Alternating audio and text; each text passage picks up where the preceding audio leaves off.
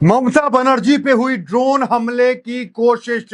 इस तरह के सवाल उठ रहे हैं कि क्या ममता बनर्जी जो चुनावी प्रचार में व्यस्त है पश्चिम बंगाल में, उनके ऊपर या कोई निगरानी कर रहा है या कोई हमले का प्रयास कर रहा है। क्योंकि ममता बनर्जी ने पहले भी कहा था कि हम पे जो है हमला हो सकता है, वो अपने जान को लेकर खतरा जाहिर कर चुकी है। पश्चिम बंगाल की अभी की स्थिति की बात करें तो चुनाव आयोग ने थाना के अध्यक्ष से लेकर नीचे से लेकर ऊपर तक सभी पदाधिकारियों को, सभी अधिकारियों को, सभी जो है पुलिस कर्मियों का तबादला कर चुका है, इधर से उधर कर चुका है। मतलब इस वक्त ममता बनर्जी महज नाम की मुख्यमंत्री है, पूरी संस्था जो है चुनाव आयोग देख रहा है। इस बीच जो खबर है वो ये है कि ममता की पैनी नजर ने एक ड्रोन, जो संदिग्ध ड्रोन था, उस पे नजर गई और तुरंत ममता बनर्जी ने पुलिस कर्मियों को इशारा किया कि इस ड्रोन को रोकिए, ये ड्रोन मेरी तरफ आ रहा है। ये तमाम घटनाक्रम देखने को मिला और इस घटना के बीच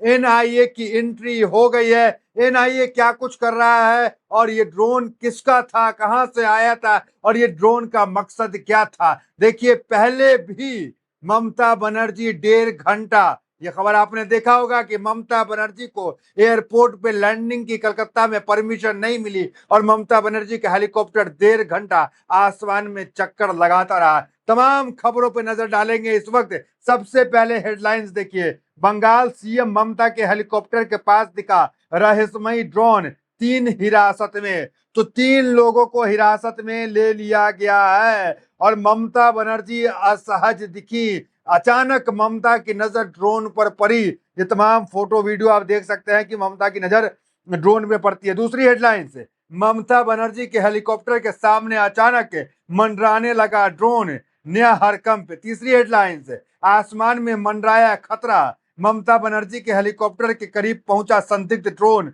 मचा हरकंप। देखिए, हरकंप मच गया और पूरा मामला एनआईए के पास चला गया। एनआईए का मामला क्या, जरा देखिए।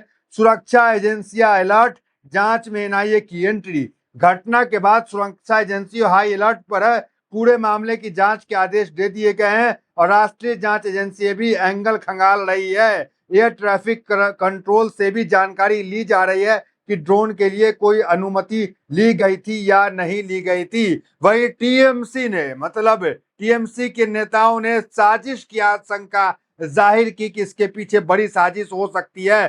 तृणमूल कांग्रेस के नेताओं ने इस घटना को लेकर साजिश की आशंका जताई। उनका कहना है कि चुनावी माहौल के बीच इस तरह की घटना किसी बड़ी योजना का हिस्सा हो सकता है। हालांकि पार्टी के कई स्थानीय नेता इस मुद्दे पर खुलकर बोलने से बच रहे हैं। तो ये कोई बड़ी घटना की ओर इशारा कर रहा है। बंगाल का चुनाव जानते हैं, बंगाल का चुनाव हिंसा भरा रहता है। बंगाल के चुनाव में तमाम जो तस्वीरें देखने को मिलती है उसमें हिंसा ही देखने को मिलती है। देखिए, इस वक्त जो है भवानीपुर से ममता बनर्जी चुनाव लड़ रही हैं और ममता बनर्जी के सामने नंदीग्राम से चुनाव लड़ने वाले शुभेंदु अधिकारी, जो कि नेता प्रतिपक्ष हैं सदन के अंदर, वो बीजेपी के मुख्यमंत्री के चेहरा भी हैं, वो ममता के सामने चुनाव लड़ रहे हैं। हाल ही में अमित शाह रोड शो पे गए थे जिसमें अमित शाह का काफी विरोध हुआ था। उस पे जो है चुनाव आयोग ने हालांकि कार्रवाई भी किया, कार्रवाई करते हुए जो है जवाब भी मांगा पुलिस अधिकारियों से और 3 एफआईआर भी हुई। तो कुल मिलाकर ममता के सामने, ममता बनर्जी के सामने एक संदिग्ध ड्रोन अचानक से चला आता है और ममता की पैनी नजर जो है उस ड्रोन पे अचानक से जाती है और ममता तुरंत पुलिस कर्मियों को कहती है, सचेत करती है कि ये ड्रोन हमारी तरफ आ रहा है,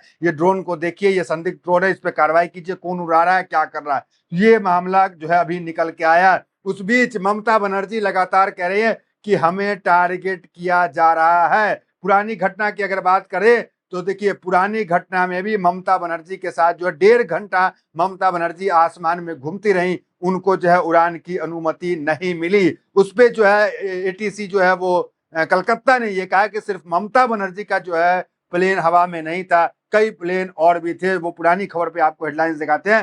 फ्लाइट के आगमन और प्रस्थान प्रभावित, कलकत्ता हवाई अड्डे के सूत्रों ने बताया कि मुख्यमंत्री ममता बनर्जी की चार्टर फ्लाइट की एकमात्र ऐसी फ्लाइट नहीं थी जिसे खराब मौसम के कारण लैंडिंग की अनुमति नहीं मिली। कुछ समय के लिए खराब मौसम के कारण सभी फ्लाइट के आगमन और प्रस्थान प्रभावित हुए हैं। घटना को अवगत सूत्रों ने बताया कि एक समय ऐसा भी विचार किया गया था कि यदि मौसम में सुधार नहीं हुआ तो मुख्यमंत्री के चार्टर फ्लाइट के पास के किसी हवाई अड्डे पर डाइवर्ट किया जा सकता है। हालांकि मौसम फिर सुधरा और करीब 1.5 घंटे के 4:30 में ममता को लैंड करना था कलकत्ता में, लेकिन ममता 5:30 में लैंड करती है। तो ये भी जो है उनके साथ पुरानी घटनाक्रम इस तरह से हो चुका है। और ममता प्लेन को लेकर, प्लेन हादसों को लेकर मुखर तो रही। ममता बनर्जी वही नेता है जो अजीत पवार का जो हादसा हुआ, प्लेन हादसा, उसमें ममता ने बीजेपी पे सीधे सीधे सवाल उठा दिया और जांच का आदेश दिया। उस वक्त ममता क्या कहीं जरा वो देखिए।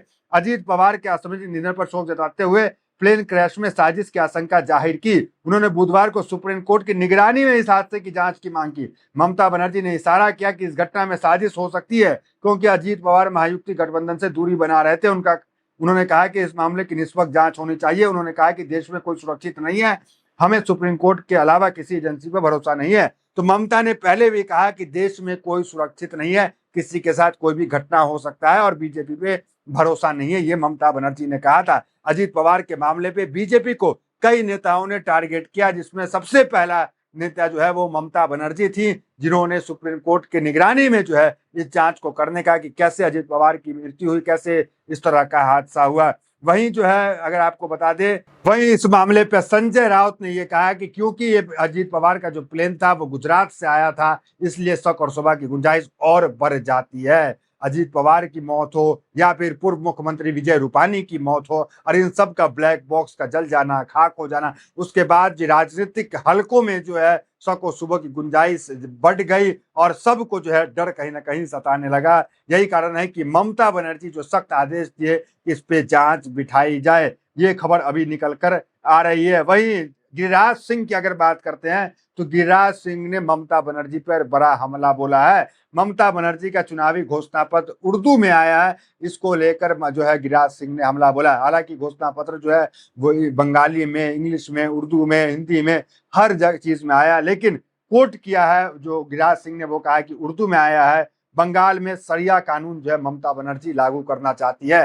हालांकि ममता का ये आरोप लगातार है कि जो बीजेपी है वो टारगेट कर रही है, निशाना बना रही है। तो उस पर ममता ने हाल ही में अभी जो है पुलिया में बयान दिया। वो ये कहा कि 2026 में दिल्ली में भाजपा सरकार का पतन होगा, वे बंगाल को टारगेट कर रहे हैं, हम दिल्ली को टारगेट करेंगे, आगामी दिन मोटा भाई तैयार रहे। तो आगामी दिनों में मतलब आने वाले समय में मोटा भाई वो अमित शाह को कह रही हैं कि वो तैयार रहे, हम उनको टारगेट करेंगे दिल्ली के अंदर। तो ये बातें जो है कुल मिलाकर वो खबर अभी जो है यही निकल के आ रही है। खतरे को लेकर अगर बात करें तो ममता ने पहले भी कहा कि हम पे खतरा है। उसमें देखिए पुरुलिया में जो है माना बाजार में एक जनसभा को संबोधित करते हुए ममता बनर्जी ने कहा मेरी जान को खतरा है, मेरे खिलाफ साजिश रची जा रही है।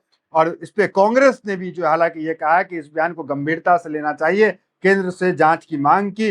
बीजेपी हालांकि जो ममता बनर्जी बार बार खतरे की बात करती है, कांग्रेस हालांकि समर्थन कर रही है, लेकिन बीजेपी का जो कहना है वो ये है कि वो ये इमोशनल ब्लैकमेल कर रही है और चुनावी हार के डर से किया गया बयान बताया गया। ये बीजेपी का कहना है। कुल मिलाकर जो संदिग्ध ड्रोन ममता के हेलीकॉप्टर के इर्द गिर्द मंडरा रहा था उस पे एनआईए की टीम जांच बिठा दी है। जांच में क्या कुछ आता है, जो कुछ आएगा सबसे पहले आपको बताएंगे। तो फिलहाल इस वीडियो में इतना ही। वीडियो से बहुत बहुत धन्यवाद।